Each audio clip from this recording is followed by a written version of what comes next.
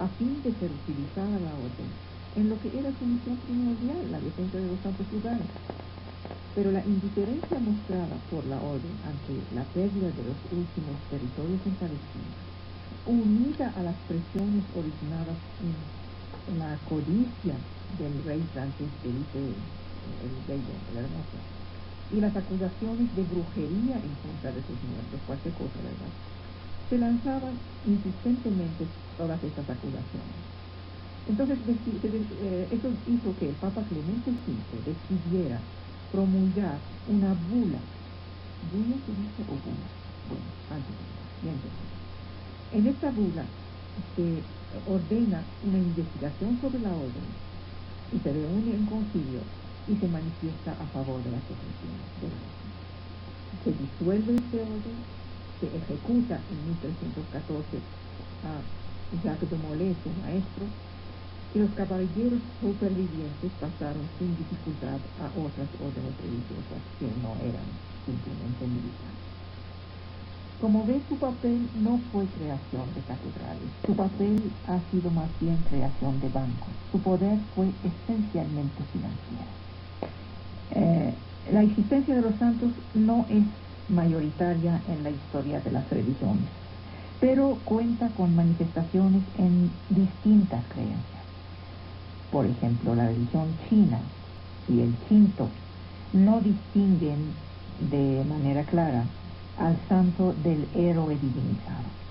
En el primer caso, en el caso del santo, además cuentan con esa consideración los sabios en armonía con la ley cósmica, entre los que se cuenta a Confucio. El taoísmo, al igual que el confucianismo, les atribuye milagros y ha construido templos en su honor. En el Antiguo Testamento se considera santo todo aquello que es consagrado al Señor, tierra, sábado, sacrificios, etc. Y de manera muy especial lo es Él, Dios, precisamente como contrapuesto a todos los pecaminos. El pueblo de Israel tenía una especial obligación de ser santo, es decir, consagrado a Dios. En los evangelios reciben este calificativo los ángeles, el templo, Jesús. La llamada a ser santos solo puede ser escuchada desde la perspectiva que proporciona Jesús, que santifica a los hombres. Esto es en los evangelios. Este mismo sentido aparece en el resto del Nuevo Testamento, donde santo es uno de los apelativos con que se hace referencia a todos los creyentes, sin excepción. La idea de una canonización o proceso específico de reconocimiento de la santidad es más bien ajena. Las primeras referencias a un culto de los santos, entendidos estos como cristianos ya fallecidos, es decir, en el sentido que conocemos nosotros, aparece en un escrito herético, los gnósticos, hechos apócrifos de los apóstoles. No viene en los evangelios. Durante el siglo III se desarrolló un culto a los restos, a las reliquias de los mártires, y Cipriano no tardó en afirmar su poder de intercesión de estos restos. La primera formulación teológica del culto a los mártires se debe a Orígenes. A partir del siglo IV, el culto a los santos, ya totalmente identificados con cristianos difuntos dotados de poder intercesor, fue defendido entonces por Cirilo y Juan Crisóstomo.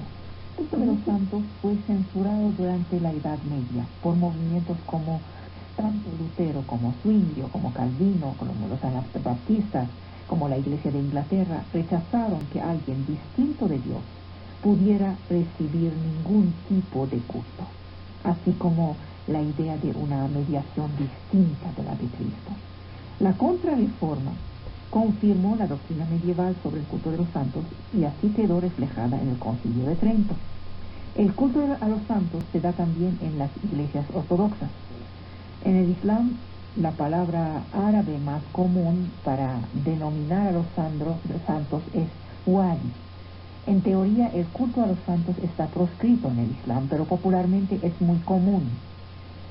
Son considerados santos aquellos que realizaron milagros que se consideran inferiores a los de los profetas. que hicieron esos milagros en vida y posteriormente también en torno a sus tumbas. Estos científicos serios son mucho menos afirmativos. La fascinación no está peleada con el escepticismo. Una sola cosa es segura. Es la primera vez que se descubren compuestos orgánicos en un meteorito marciano. Salvo que en ciencia el camino que lleva de lo posible a lo probable, a lo seguro, es muy, muy largo. Bueno, les dije que la ciencia no tiene respuesta a todo. La ciencia actúa como un detective. Y la historia solo está determinada cuando el enigma está resuelto. La ciencia es además frustrante. Cuando pretende resolver un enigma, lo reemplaza con otro. Einstein dijo que el mayor de todos los enigmas es el por qué el mundo resulta comprensible. Para eso se buscan hechos. Las leyes, las teorías, los sentidos no son más que construcciones humanas. No podemos atravesar las fronteras de nuestro propio pensamiento y a la vez empujamos este horizonte sin cesar. La más bella historia, el más bello enigma, es la historia del universo. Hay un libro que apenas acaba de salir hace poco en español. Había salido hace 2 años en francés. Salió en la editorial Andrés Bello. Se llama justamente así, La más bella historia del mundo. Es un libro muy, muy accesible. Por favor, no leen tonterías, leen eso. Es oro macizo. Es comprensible para los no especialistas y es a la vez riguroso y serio. Está hecho bajo la forma de una entrevista de 3 hombres. Un hombre llamado Hubert Reeves. Hubert Reeves es el equivalente de Carl Sagan en Francia. Su origen es canadiense, es un astrofísico, pero es un astrofísico que se dedicó a hacer accesible la historia del universo. El otro es Yves Coppens. Yves Coppens lo conocí en el colegio, en el Museo del Hombre. Hoy es profesor en el Colegio de Francia, es paleontólogo. En 1974, con algunos de sus colegas, descubrió en Etiopía a uno de los primeros hominídeos conocidos, un australopiteco que iba a ser muy célebre, Lucy. Y este descubrimiento le hizo pensar que fue un cambio del medio ambiente el que había favorecido la emergencia de nuestra humanidad. Y que este cambio fue la aparición de la sabana en África del Este, como secuencia de los movimientos geológicos. Y el tercero es Joël de Ronet, quien es director de Desarrollo de Relaciones Internacionales de la Ciudad de la Ciencia en París. Las raíces del futuro se forman desde hoy. Y él trata de entender este proceso. Él piensa que la especie humana está involucrada en un desafío sin precedente, que es la construcción de un organismo vivo de un nivel de evolución superior a sí mismo. Joël de Ronet propuso la metáfora del simbionte para decir microorganismo. Es el nombre de este macroorganismo planetario en vía de emergencia. Dice, ya existe al estado primitivo. Las ciudades, comunidades humanas, concentradas o dispersas, las poblaciones de máquinas, las redes de comunicación, de transporte, todos esos son macroestructuras visibles que constituyen órganos o tejidos vitales del llamado simbionte. La Tierra se volverá así una suerte de ser vivo. Como todo organismo vivo, el simbionte garantiza por medio de los hombres y de las máquinas sus grandes funciones básicas: autoconservación, autorregulación, autorreparación. Se nutre, transforma la energía, digiere, elimina sus desechos. ¿De qué se alimenta? Sus principales alimentos son el petróleo y los glúcidos. El petróleo para hacer funcionar máquinas, electricidad, los glúcidos que alimentan la máquina biológica humana y animal. Resultan de la fotosíntesis y de las producciones agrícolas. Estos dos elementos sirven para mantener y garantizar el desarrollo del simbionte. Las ciudades y las redes de transporte actúan como venas, vasos capilares de los tejidos vivos. ¿Y el sistema nervioso? Los sistemas de comunicación planetaria ligados a las computadoras son este sistema nervioso. Internet sería un buen ejemplo de ello. Constituyen el principio del sistema nervioso del simbionte. Este macroorganismo es capaz de contractar el tiempo por la acumulación de una masa crítica de información e irradia sobre el conjunto del planeta gracias a sus diferentes redes. Su influencia es cada vez más determinante. Este modelo ilustra el paso progresivo de la especie humana hacia niveles de organización y de complejidad superiores. Ahora, Joel Doone habla de unidad del mundo, mientras que parece, por lo contrario, fraccionarse. Si consideramos los 5.5 mil millones de hombres que pertenecen a 6.000 culturas, el hecho de que 20% de la población del globo consuma el 80% de las riquezas, el problema del hambre, los integrismos, la intolerancia, todo eso nos puede llevar a ser pesimistas y a decirle a Monsieur Doone que se está soñando. Sin embargo, dice que hay razones de esperanza. La visión global que nació de la ecología muestra que está empezando una transición hacia una integración de la especie humana en algo más grande que ella. Para hacer evolucionar este mundo fraccionado, a la vez que respetar al hombre y sus diversidades, se necesita, dice, una visión de conjunto capaz de integrar la acción individual en un comportamiento global. Con el descubrimiento de los principios unitarios de la naturaleza y de las reglas de la evolución simbionómica, disponemos de referencias para avanzar hacia el futuro. ¿Qué es eso de simbionómica? Es la evolución generalizada hacia el crecimiento de la complejidad y de la organización que se extiende al conjunto de la materia, la vida, el hombre y la sociedad, sin necesidad de mutaciones, como las que había antes, las mutaciones biológicas fundamentales, sin necesidad de estos cuentos que llevan a un superhombre o que sacuda a la especie humana. El futuro pertenece a las sociedades humanas organizadas en simbiosis con sus artificios naturales. El nuevo horizonte de la humanidad para el próximo milenio es, según Joel Doone, concebir y planificar el simbionte para el bien de los hombres y para el mejor conocimiento de las leyes naturales. Parece fácil de decir. Yves Coppens está ahorita en una situación crítica, digamos.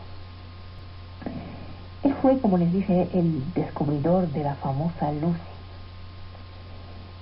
el descubridor del escenario del East Side Story. Y luego resulta que descubrieron a un primo de Lucy, Abel, salvo que el fulano este fue descubierto en Chad, a unos 2.000 kilómetros al oeste de Lucy. Y este descubrimiento cuestiona su teoría. ¿Qué hace Abel a 2.000 kilómetros de Lucy? Es mucho camino. También se ha encontrado recientemente huesos fósiles de pies de unos 3.5 millones de años.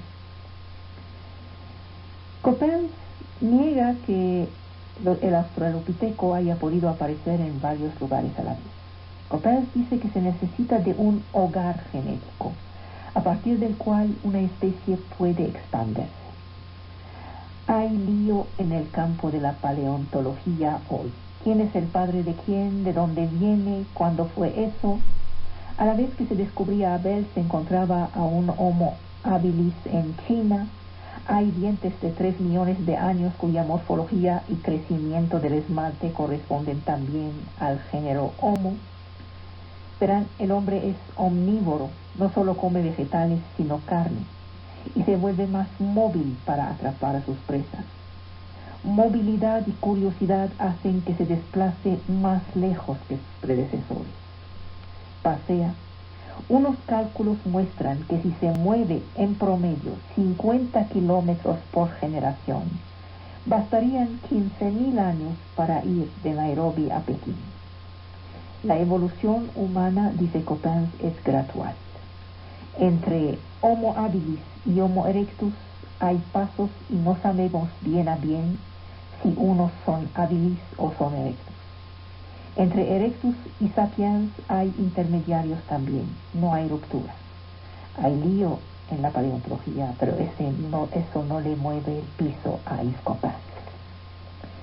Y queda la tercera o primera parte más bien de este bello libro, la más bella historia del mundo. El origen. No se puede hablar de origen, dice Hubert. Hay pistas que nos permiten de subir, volver hacia atrás en el tiempo. ¿Hasta dónde? Para los astrónomos, la guía en este regreso hacia atrás es la temperatura. Así es como se descubrió que el universo era más caliente en el pasado. Algunos pretenden haber descubierto el origen del universo a partir del vacío original. De manera general, la ciencia solo puede explicar las cosas en términos de otras cosas. Es la historia de la pregunta que lleva siempre a otra pregunta. ¿Qué es el agua? Es un líquido compuesto de H2O. ¿Qué es un líquido? ¿Qué es H? ¿Qué es O? Etcétera. Porque hay leyes físicas y la razón de esas leyes. Berry piensa que hay que abandonar en el discurso científico la noción de creación y de origen. ¿Qué es lo que hay que recordar de la integración científica sobre el pasado del universo? En ciencia hay que quedarse en lo que se puede probar.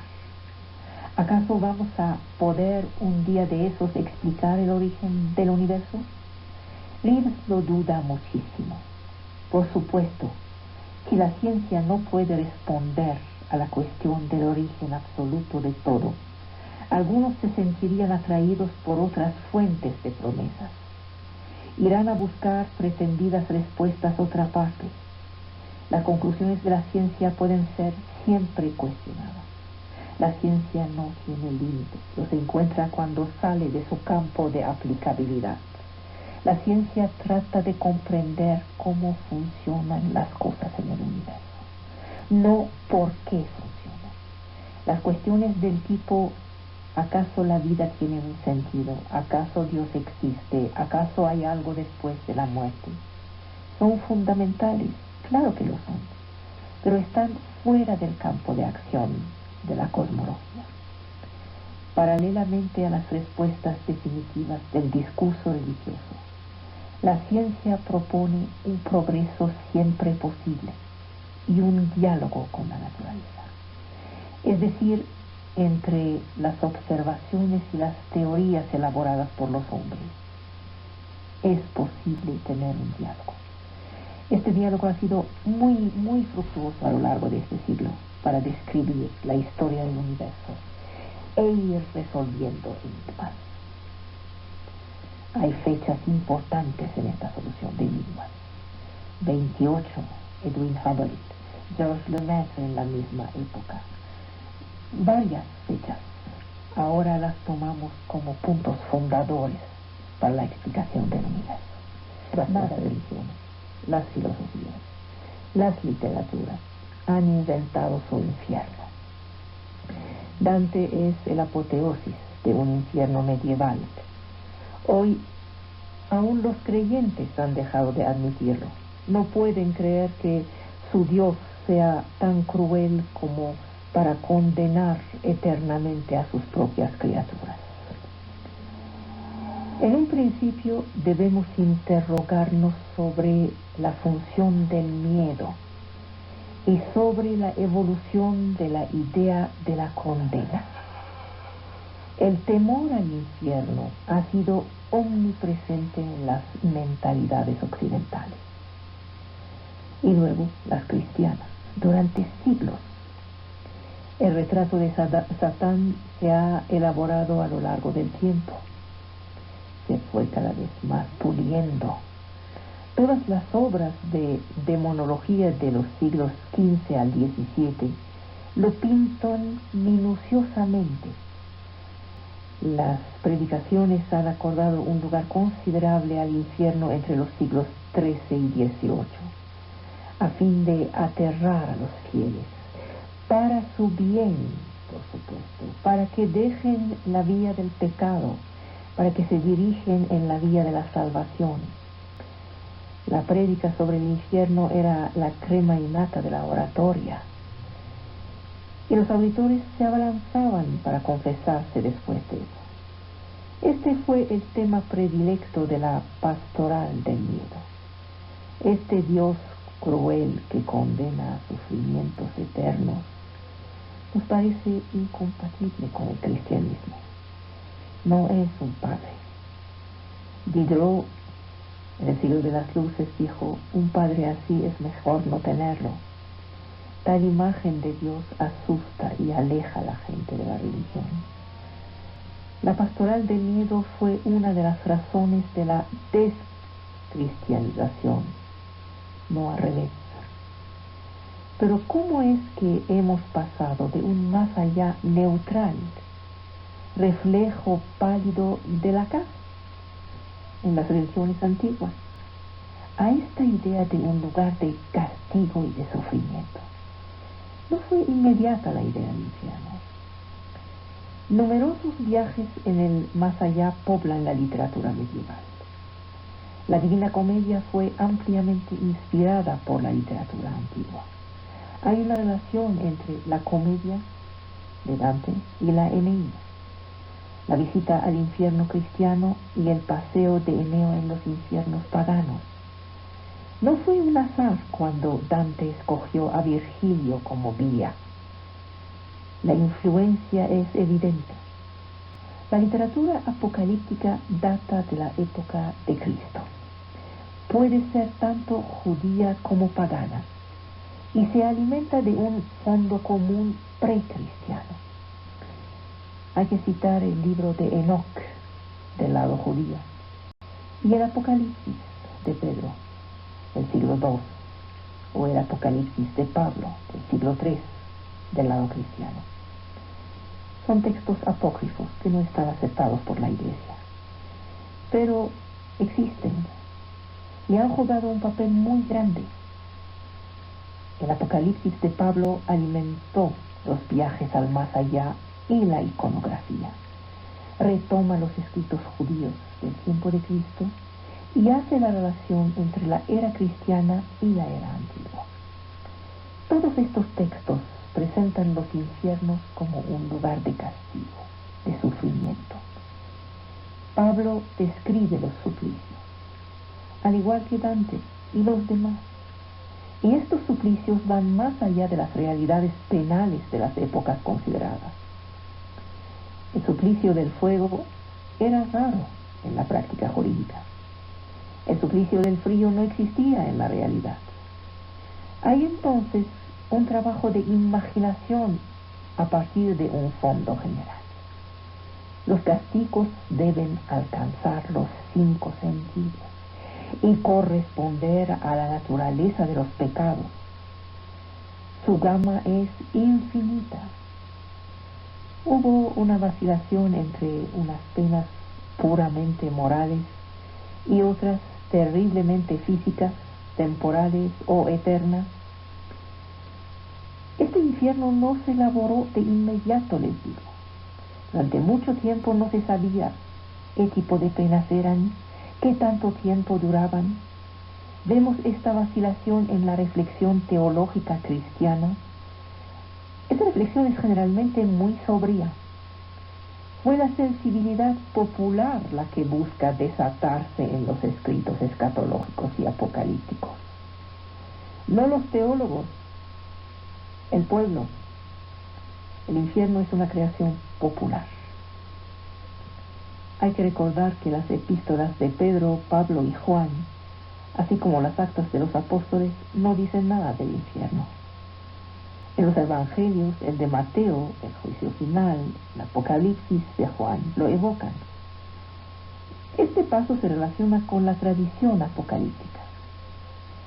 Encontrarán sangre, sulfuro, llamas.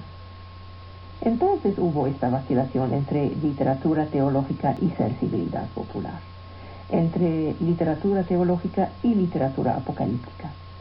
Se trataba de textos simbólicos casi. Hoy nadie, salvo los fundamentalistas, toman el Génesis como si fuera un texto histórico. Tanto este primer texto como el último, el Apocalipsis, son relatos simbólicos, y sin embargo se hizo de ellos una lectura literaria. El purgatorio nació en el siglo XIII, apenas.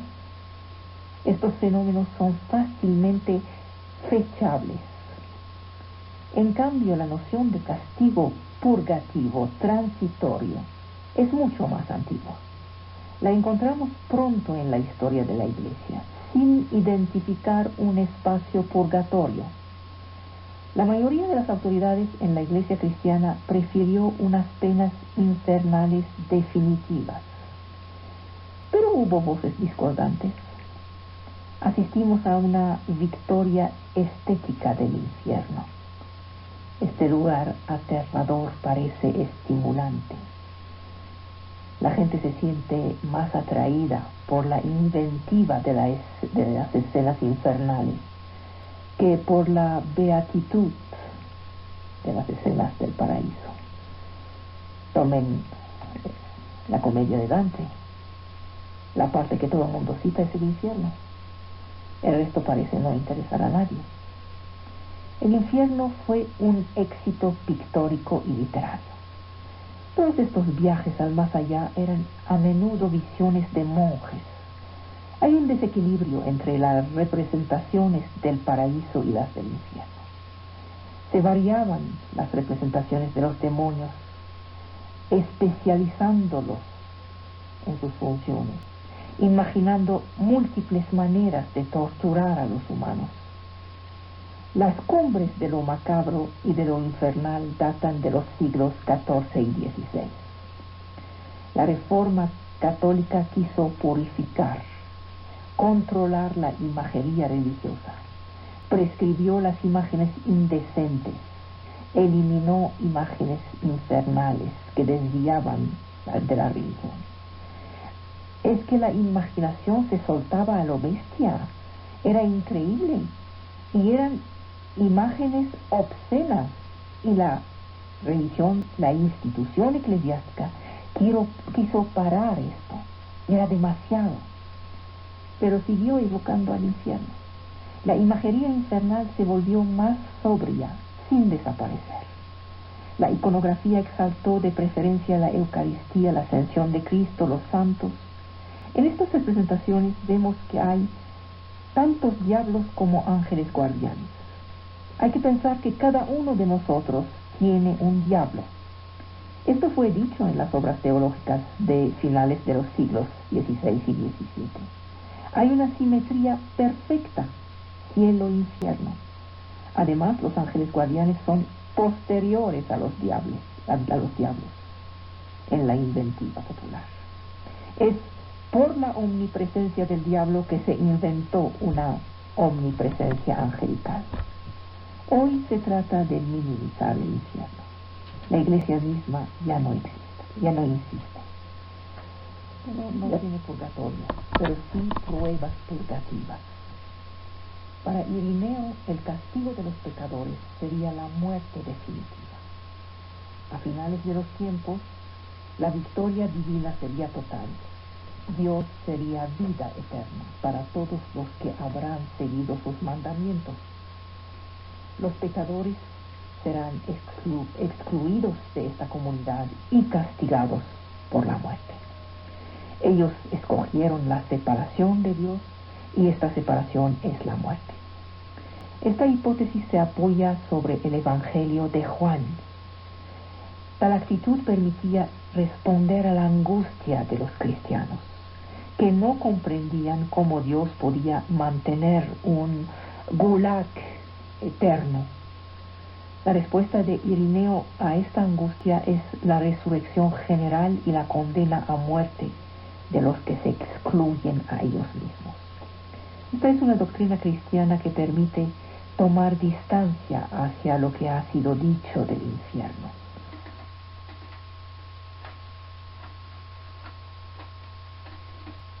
Que permite tomar distancia hacia lo que ha sido dicho del infierno. Hoy se asiste a una recuperación del diablo, del infierno, del satanismo, por sectas mal controladas. Estos grupos pueden ser peligrosos, perturbadores, profanadores, provocadores. Sus prácticas atestiguan de un malestar en la sociedad. La historia del infierno es paralela a la historia de las inquietudes y de las crisis. Hay en la humanidad una necesidad de justicia que hace que aquellos que no son castigados en la tierra, y por Dios que sí son muchos, lo sean algún día de otra manera. Hay una necesidad de explicar lo inexplicable, encontrar una compensación a las injusticias sociales. Los discursos sobre el infierno caracterizan los siglos XIV-XVI, que corresponden al nacimiento de la modernidad, un clima particularmente difícil: peste, guerras civiles, guerras extranjeras, guerras de religión, invasiones. La modernidad, el renacimiento, no se han producido en un clima eufórico, sino en una atmósfera de crisis. Salvo el judaísmo, todas las religiones politeístas o monoteístas tuvieron un imaginario infernal. Algunos infiernos son irremediables, en otros se renacen.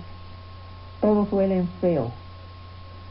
Todos los suplicios imaginados en los infiernos salieron de la realidad de las guerras, pero fueron más allá, salvo para el siglo XX. En materia infernal, la humanidad se ha sobrepasado con Auschwitz. Ningún predicador, ningún teólogo, ningún Nerona habrían podido inventar tal infierno. Un oficial alemán dijo que Auschwitz era el ano del mundo. En Egipto antiguo, si al pesar su corazón no tenía buenos resultados ante el tribunal de Osiris, compuesto por 42 jueces, el pobre condenado estaba hervido, quemado, decapitado y cortado con una espada en llamas. En el Druhascan de los zoroastrianos se helaba y se alimentaba de carne y de sangre corrompida. En la India védica se camina sobre carbón ardiente y cobre enrojecido. Los huesos estallan, la médula sale del cuerpo, caen cuchillas de los árboles, hay perros feroces, aceite hirviente. El infierno de San Brandán era ordenado de manera muy sistemática. El lunes se sufría por el suplicio de la rueda, el martes por otra cosa, el miércoles se tenía un baño hervido, el jueves hielo, el viernes se le quitaba la piel a uno y se le salaba, el sábado no sé qué tanta cosa más, y el domingo se descansaba. Los condenados volaban bajo la forma de pájaros negros y volvían el lunes. No tenían semana inglesa, pero algo tenían. Ahora, ¿acaso existe una religión sin infierno? Sí, fíjense que sí. El judaísmo.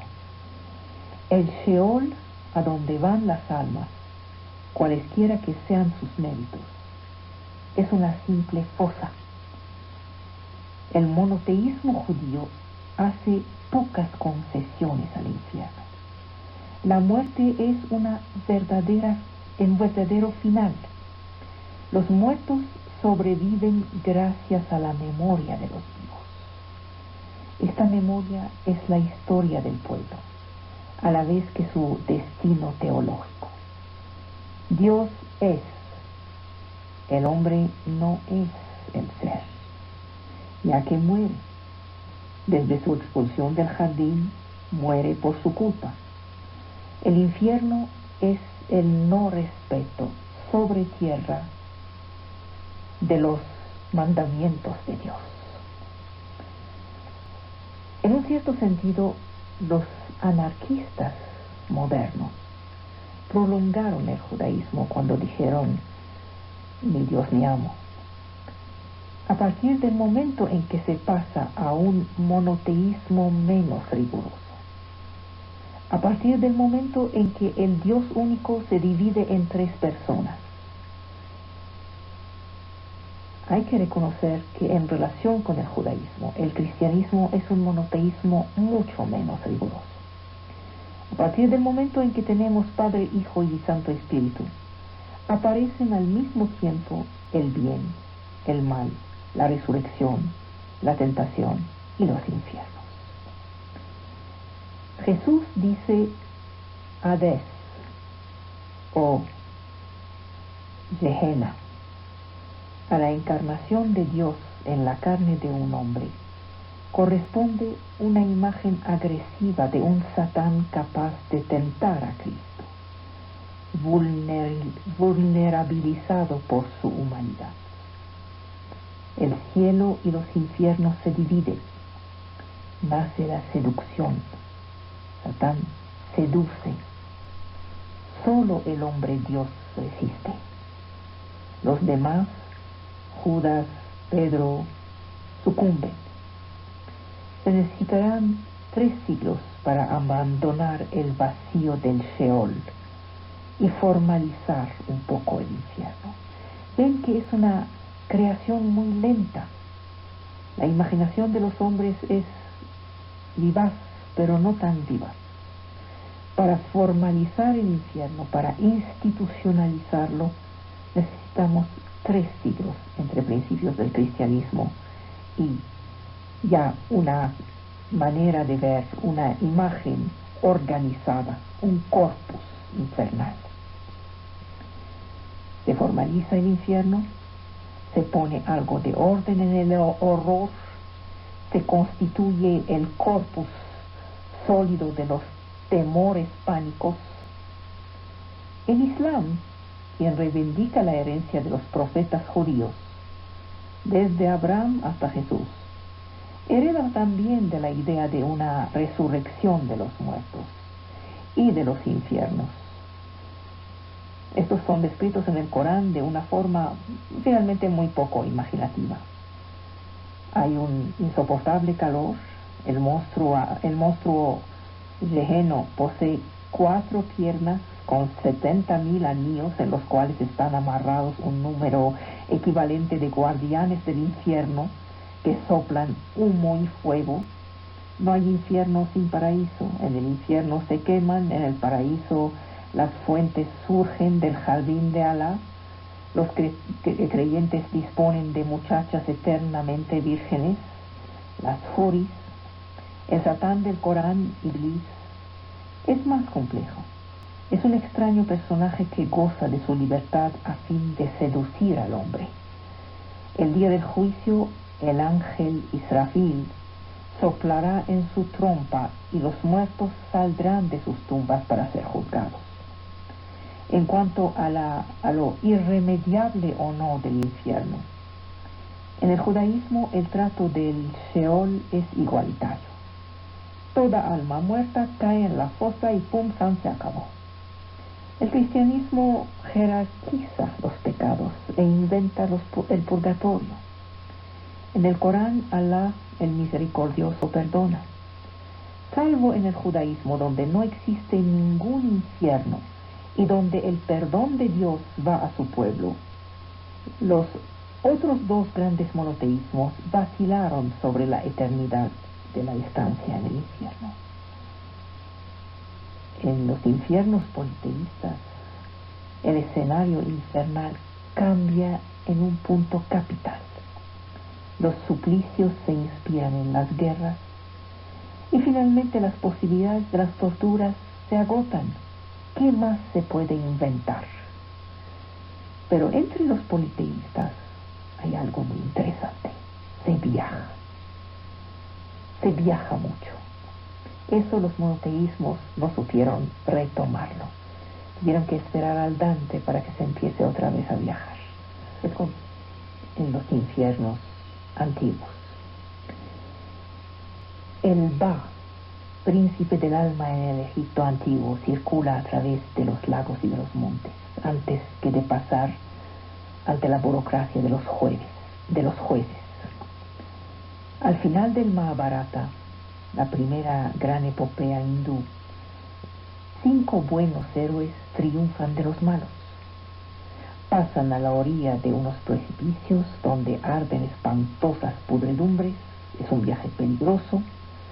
Uno solo de los 5 se salvará, los 4 caen, desaparecen en la tormenta.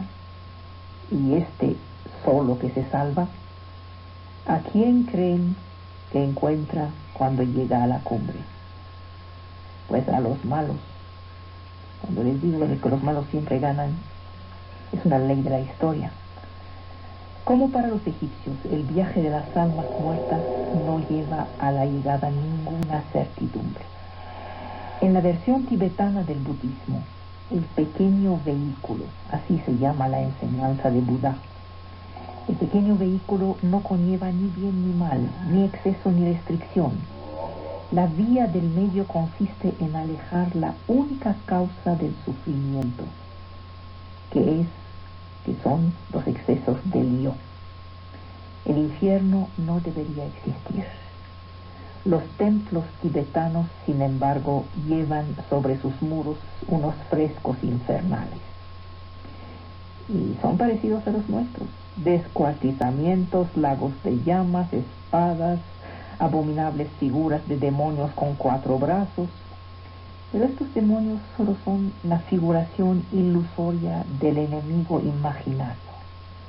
El infierno existe en el yo. Una vez que se aclare la vía del medio, la vía mediana, se alcanza la luz.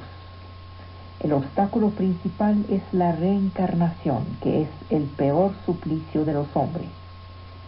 Y el único paraíso es poder escapársele a esta reencarnación. La condena es entonces el nacer, y morir no sería nada sin la horrible hipótesis de revivir bajo otras formas, a veces animales, si uno ha cometido un pecado. Un perro, por ejemplo, si se es un ladrón, o un brahman, si se es un virtuoso.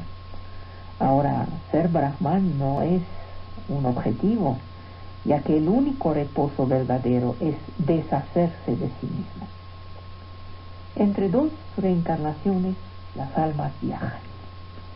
En el libro de los muertos tibetano, el muerto está aspirado por un pasillo de luz, rodeado de ternura o de espanto, ayudado por sus amigos y parientes. Se desliza hacia la fusión total. De ahí está echado. Volver a vivir no le gusta. El infierno es otra vida más. En África Negra, el infierno de un hombre depende de sus descendientes. Cualquiera que sea el nombre del Dios o del intermediario entre el cielo y la tierra, el fetiche pues, los ritos, los mitos, cualesquiera que fueran, el muerto no cae en la fosa, no resucita, no está juzgado sobre sus hechos, no irá a quemarse en las llamas si hizo mal. ¿Qué le pasa entonces? Se reencarna en sus nietos, que nacen con la cicatriz del abuelo o la mancha de la abuela, y el muerto no muere de golpe. Existe una vida en el cadáver. Tiene sed, tiene hambre y de ser servido en su tumba con alimentos terrestres, necesita sacrificios regulares. Uno no se vuelve un ancestro con la simple muerte. No basta. Los segundos funerales corresponden a una verdadera iniciación del muerto. Esta vida se acaba, pero otra empieza, que es la vida de los ancestros. Una vez fijados los restos, el alma puede irse hacia un lugar indefinido, como en el judaísmo. La sobrevivencia del ancestro pasa por sus hijos. ¿Qué es el infierno africano? Es aquel que le toca a alguien cuyos hijos no honran. Si no hay un ritual funerario para estabilizar al muerto, el muerto pasea lamentablemente y lo hace saber además. Un padre que no ha respetado el rito para su propio padre verá a su hijo sufrir patologías mentales, por ejemplo. El fantasma perdido del ancestro tortura a la generación siguiente.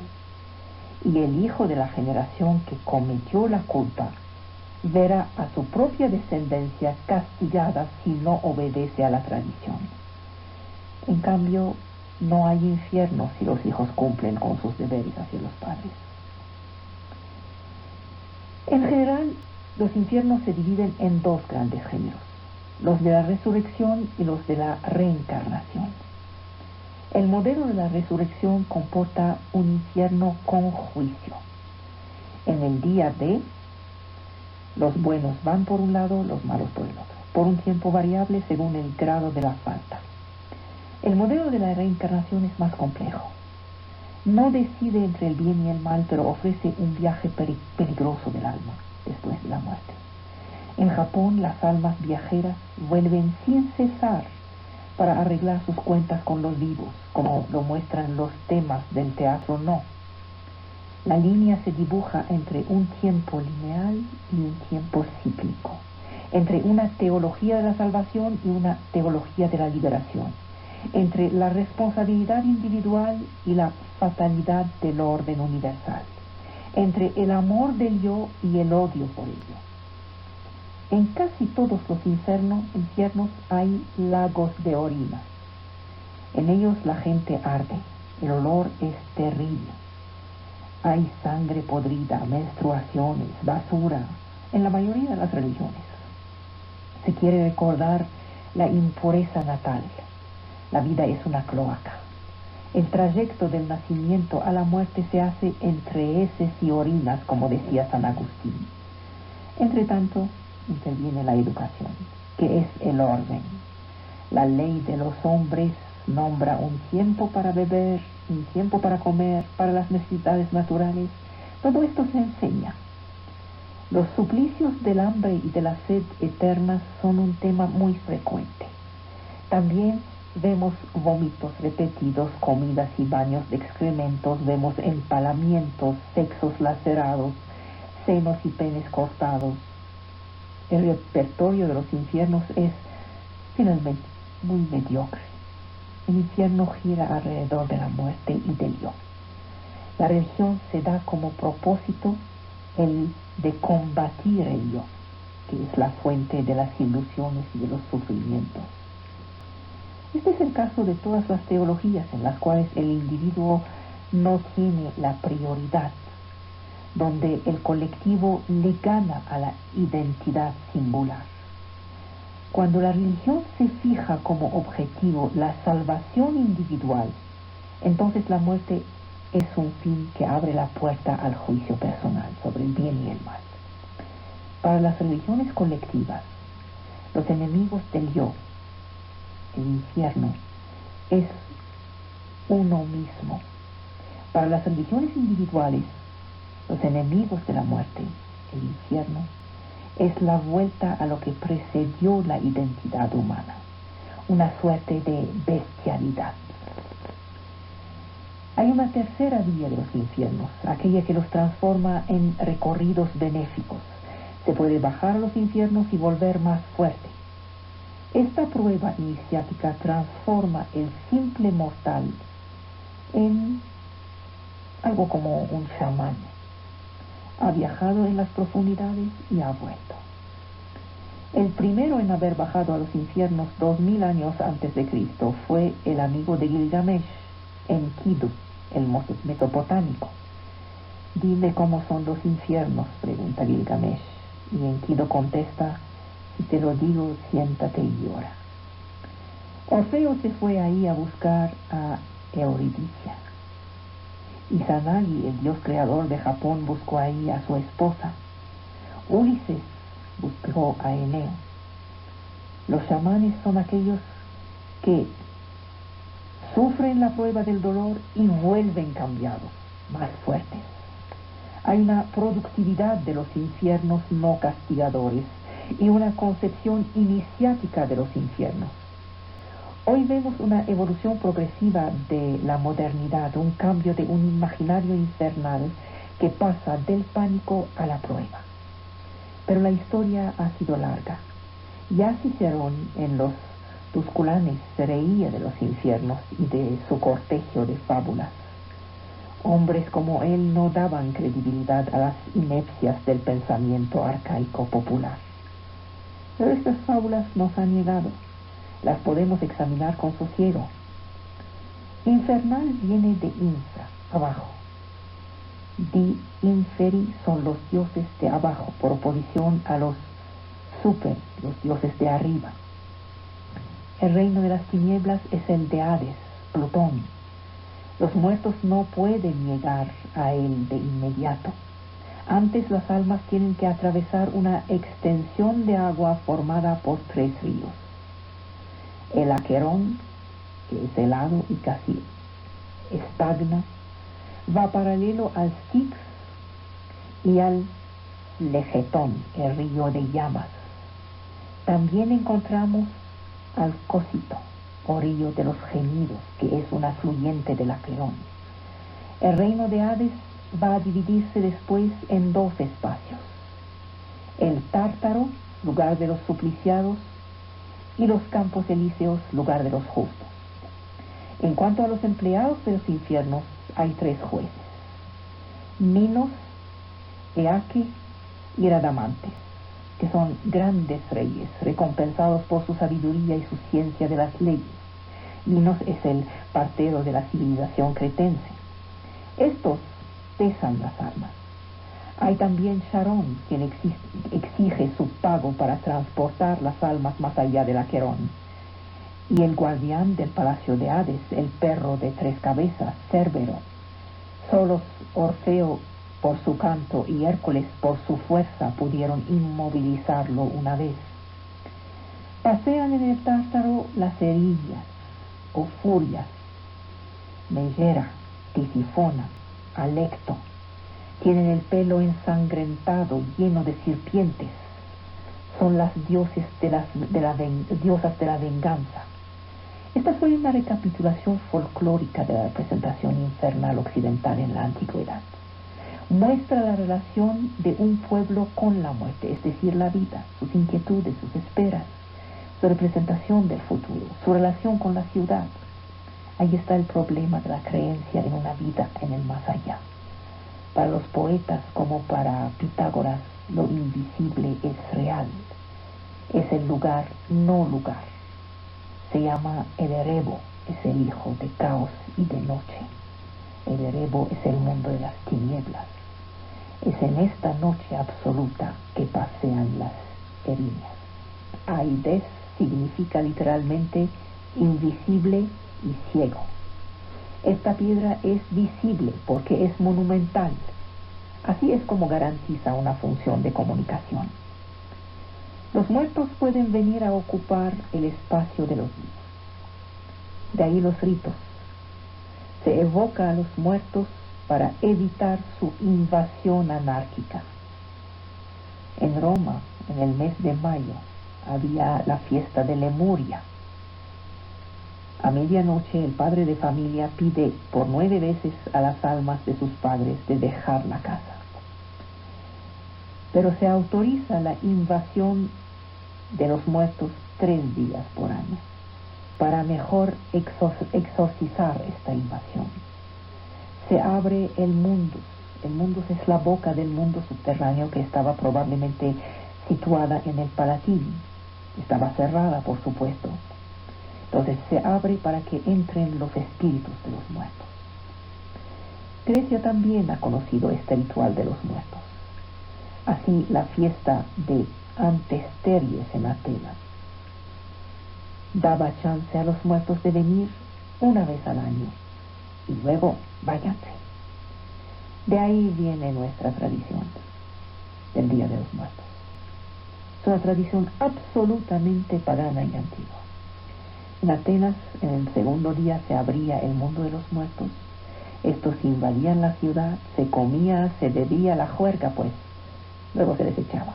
Fuera los muertos, la fiesta está terminada. O entonces las cosas ocurrían al revés. El héroe puede bajar vivo a los infiernos y volver. Heracles lo hizo. Dionisos también lo hizo. Otros más humanos, como Orfeo, como Teseo, como Ulises, como Eneo, también lo hicieron. Solo el elegido puede pasar la frontera. Y solo se puede ir y volver vivo con el acuerdo del mismísimo Hades. También esto necesita de un ritual. Habrá que pensar en este asunto de los paseos. Alumbra el pensamiento. Hay que explicar los mitos con inteligencia, no tomarlos como si fueran cuentitos. ¿Qué significan esos mitos? Bien, se necesita de un irracional. Los griegos escogieron para viajero a un dios extraño, no griego, Dionisos. Él es quien va y viene entre el mundo terrestre y el mundo subterráneo. Dionisos es a la vez inmortal, porque es Dios, inmortal. Murió varias veces, nació varias veces, 3 veces de hecho, de 3 madres, Semelea, Persefona y Demeter. Es el Dios sube-baja. Si es mortal es porque amaestra la muerte. Es una actitud única entre los olimpios, que son los dioses de arriba. Dionisos encarna también algo esencial en la idea del infierno: la resistencia a la lógica, a la racionalidad de la ciudad griega. Por eso tenía que ser un extranjero, el dios sube-baja. Es lo imaginario contra lo político, la irrazón contra la razón. Su existencia es peligrosa para el sistema. La vuelta impide la idea de progreso. Es también algo muy primitivo. Los dioses de abajo resisten a la joven razón griega. Así piensa Esquilo. A Orestes lo persiguen las furias de los infiernos. Para los olimpios, todo crimen puede ser juzgado y eventualmente absuelto. Es la ley ya. Pero no es así para los dioses infernales de abajo. Entonces la lucha es aquella que opone una concepción arcaica del crimen, que representa el derecho antiguo, ligado a la idea de la venganza, llamando a la sangre hasta el infinito, contra el derecho nuevo que promueve las relaciones políticas. Dice Esquilo que solo se puede amaestrar las antiguas exigencias rindiéndoles un culto. La antigua exigencia irracional y violenta está aquí, en conflicto con la razón política de la ciudad. El orden antiguo amenaza bajas tierras. La ciudad está construida sobre el infierno, no debe olvidarlo. El orden antiguo es el infierno. El orden moderno es la ciudad. La visión de los